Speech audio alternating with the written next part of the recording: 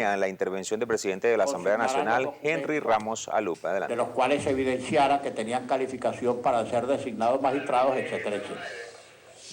Después de todo ese proceso, cumpliendo todas las formalidades de ley, llevó el diputado Berrizbeite el informe a la Asamblea Nacional y después del debate que todos los medios presenciaron, se aprobó el informe y se declaró nula la designación de los magistrados express designados por la Asamblea Nacional el 23 de diciembre del año 2015. Bien, luego de que nosotros aprobamos la semana pasada esa decisión, inmediatamente los diputados del PSV se fueron a su sala constitucional y, oh sorpresa, en apenas 48 horas y violando el debido proceso, como ahora vamos a señalar, la sala constitucional en 48 horas despacha el caso y la sentencia la firmaron, por cierto, 4 de los 7 magistrados que integran la sala, porque los 3 magistrados express que forman parte de esa sala, por pudor, no firmaron la sentencia. Pero lo mismo da. En esa sentencia se violó el debido proceso, porque tratándose de una acción de nulidad, es evidente que la sala ha debido citar a la parte cuya decisión iba a ser anulada, e incluso ha debido citar también a los terceros interesados para que opinaran sobre una materia que es de interés público. Pues bien, no citaron a la Asamblea Nacional, sino que despacharon también de manera exprés la decisión, declarando, como antes dijimos, nula nuestra decisión de haber declarado el procedimiento írrito, como efectivamente lo declaramos, de la designación de los 34 magistrados express. Ahora fíjense el contraste. Mientras tratándose de un interés del gobierno por seguir controlando uno de los poderes públicos fundamentales que ha sido reiteradamente utilizado como ariete para neutralizar la Asamblea Nacional, esta es la sentencia número 17 que pronuncia el tribunal contra los actos de la Asamblea Nacional. No podemos decir que es capote, porque por fin publicaron en la Gaceta como válida la ley relacionada con las comunicaciones telefónicas en los penales. Esa sí la aprobaron, esa sí apareció en Gaceta, pero la única que apareció en Gaceta. Porque la otra que había aparecido en Gaceta, la que se refiere a los estatiques de los pensionados y jubilados, también la publicaron en Gaceta, pero le metieron plomo en el ala, condicionando a que la Asamblea proveyera los recursos, que no sé dónde los va a sacar la Asamblea, para poder cumplir con el contenido de esa ley. Pero bien, en 48 horas, repito, mientras que la decisión de reintegrar, de reincorporar a los diputados del Estado Amazonas,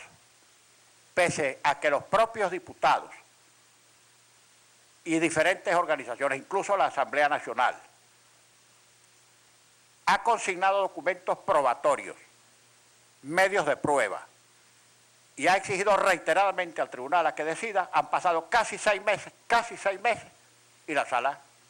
Constitucional no decide nada. Fíjense el contraste. En 48 horas despachan esta decisión para seguir contando con la mayoría fraudulenta en el Tribunal Supremo de Justicia, fundamentalmente en la Sala Constitucional. En tanto que, en el caso de los diputados de Amazonas, vamos para 6 meses, y el tribunal no decide nada, y eso que se trata de una medida cautelar, y de una medida que hace ilusoria o nugatoria la proclamación hecha por el Consejo Nacional Electoral. Por cierto, en todos los casos que se estaban tramitando en la sala electoral con relación a cuestionamientos u objeciones a diputados electos, en todos los casos el Consejo Nacional Electoral informó, salvo en el caso de los diputados de Amazonas, que no sé por qué el Consejo Nacional Electoral retiene el informe que dice y que señala que la elección fue pulcra y que no está afectada por ningún vicio que amerite la nulidad de la elección de los diputados de Amazonas. Por cierto, que tampoco el Consejo Nacional Electoral ha consignado en el expediente el informe levantado por los observadores de UNASUR que señalaron la pulcritud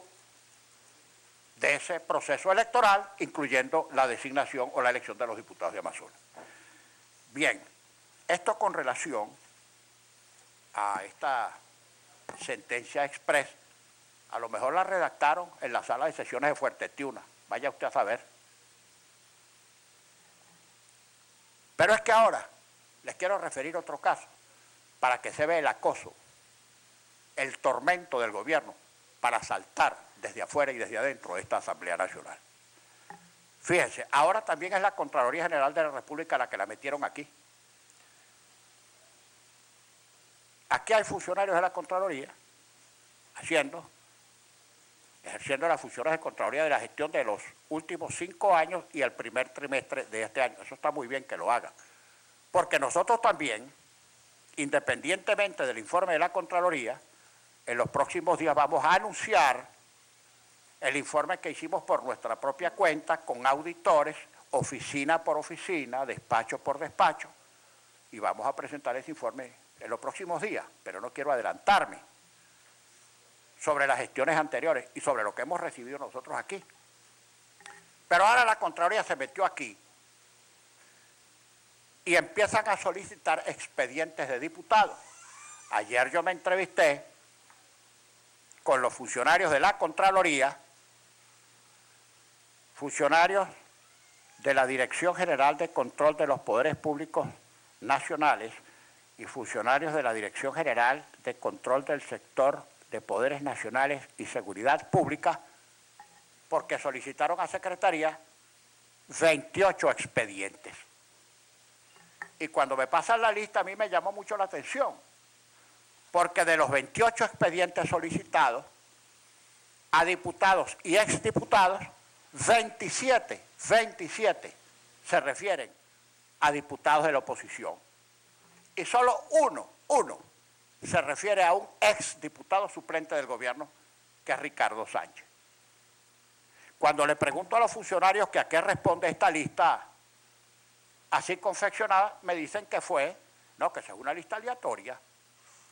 27-1. Bueno, le voy a dar la lista de los expedientes que se solicitan, a ver si esto puede considerarse aleatorio, ¿no?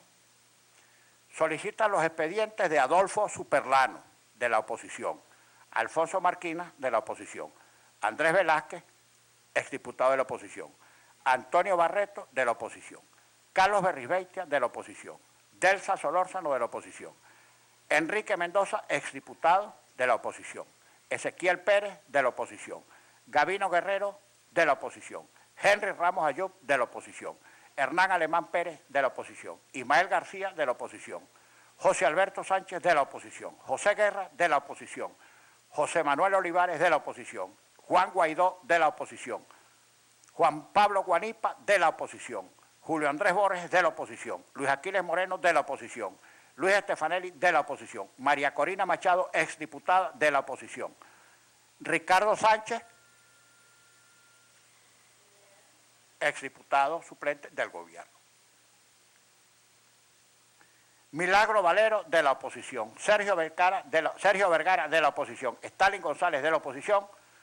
Julio Barón y Garza, de la oposición, Teodoro Campos, de la oposición, y Romney Flores, de la oposición.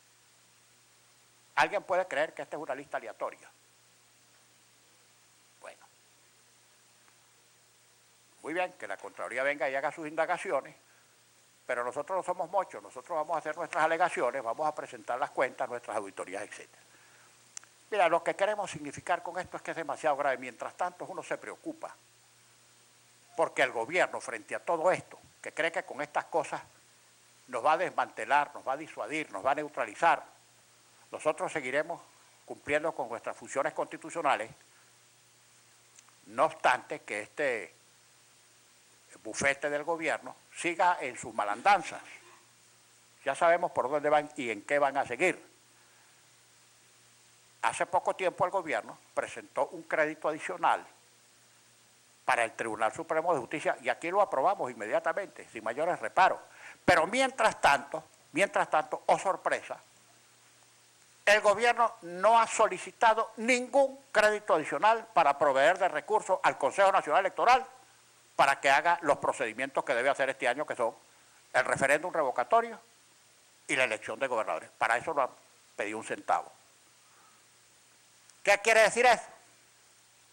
Que ya intuimos u olfateamos por dónde vienen los tiros. Ahora lo único que les resta por decir es que como no tienen recursos que debe pedir el mismo gobierno y su mismo Consejo Nacional Electoral, que como no hay recursos, no van a hacer el referéndum revocatorio este año y no van a hacer las elecciones de gobernadores este año. Puedo reiterar que no existe en este momento en el Consejo Nacional Electoral ni el más mínimo movimiento por hacer el referéndum revocatorio, que tienen que hacerlo este año porque los tiempos dan perfectamente, ni tampoco las elecciones de gobernadores que de acuerdo con la Constitución tienen que hacer este mismo año. Yo no sé si el colega Enrique Márquez o alguno de los compañeros diputados que me acompañan en el panel o el doctor Jesús María Casal, consultor jurídico de la Asamblea, tiene algo que agregar. En todo caso,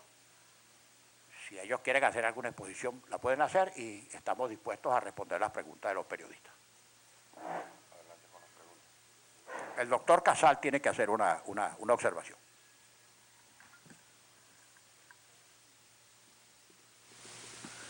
Es necesario denunciar la grave violación al derecho al debido proceso en que está incurriendo la Sala Constitucional del Tribunal Supremo de Justicia cuando no permite que la Asamblea Nacional pueda ejercer el derecho a la defensa en aquellos juicios en los cuales adopta decisiones en que se restringen atribuciones de la Asamblea Nacional o se anulan actos que han sido dictados por la Asamblea Nacional. Es una práctica recurrente en estos meses, en primer lugar, que a través de recursos de interpretación, como el que dio lugar a la sentencia número 9 de este año, que se invoca en la decisión de anoche, en ese proceso de interpretación la Sala procedió, como en los otros que, repito, se han tramitado en estos meses, a dictar sentencia sin haber dado oportunidad para que la Asamblea Nacional pudiera exponer sus alegatos y además también evitando, como ya lo señalaba el presidente de la Asamblea Nacional, que distintos sectores sociales interesados en esos temas de interés público indudable puedan expresar también su punto de vista sobre estos aspectos fundamentales para la institucionalidad democrática. Y lo mismo ocurre ahora con esta sentencia sobre la anulación de la decisión que adoptó la Asamblea Nacional en relación con esa anulación de las designaciones irritamente adoptadas en diciembre del año pasado,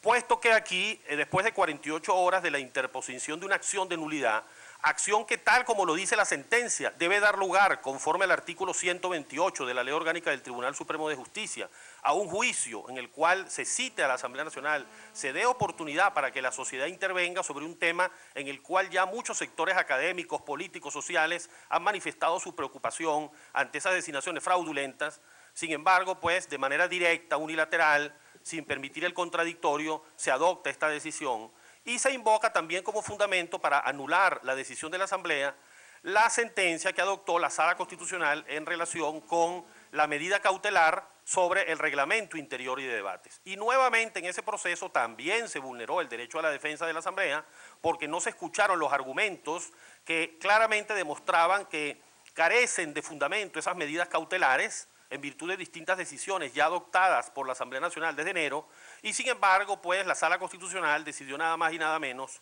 que el presidente de la Asamblea Nacional no tiene facultad para otorgar poderes judiciales, como siempre lo ha hecho en estos 17 años de vida de la Asamblea Nacional, y que además debe ser la Procuraduría General de la República la que determine cuál es el abogado de la Asamblea Nacional. Pues es una decisión sin duda gravísima contra todo precedente constitucional de la vigencia de la anterior Constitución y de la actual Constitución, por lo que es necesario pues denunciar esta violación al derecho al debido proceso, y además terminaría señalando que otra sentencia que se dictó ayer, también muy grave, es la que establece que sigue en vigencia el estado de emergencia económica y estado de excepción decretado por el presidente de la República, a pesar de que el artículo 338 de la Constitución señala de manera muy clara que la aprobación de la prórroga de los estados de excepción corresponde a la Asamblea Nacional. Ya la Asamblea Nacional había decidido desaprobar esa prórroga, por lo cual ese decreto, de acuerdo con el artículo 338 de la Constitución, no está vigente y es muy grave que la Sala Constitucional en su sentencia omita toda referencia a este texto claro del artículo 338 y omita toda referencia a que ya la Asamblea Nacional se había pronunciado.